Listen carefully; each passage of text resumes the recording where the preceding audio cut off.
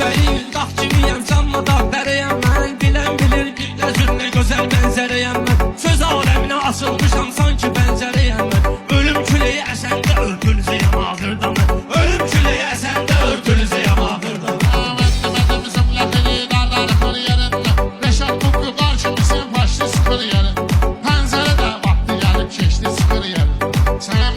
Hisselərə böləcəyəm axırda mən. Sənəm inşallah hisselərə böləcəyəm axırda mən. Qızışdıraq qəltunların bu meydanın qardeşim. Təbi lapəntidə gəlib Qəzəlxanın qardeşim. Mənim inşallah bölmək istəyən oğlanın qardeşim. Sverlola düz ürəyin dəlizəyəm axırda mən. Sverlola düz ürəyin dəlizəyəm axırda mən. Söz tükili darlara ləzzətli özün verərsən. Meyxananın meydana dəhşətli özün verərsən. Çingizmanın sənətdə qiymətli özün verərsən. Sözü taranda sənə sorulacağım axırda mən. Sözü taranda sənə sorulacağım axırda mən. Sən bir dənə şah kimisən, taxtı fikirləşmədi. Taleyi yadma salmadım, vaxtı fikirləşmədi.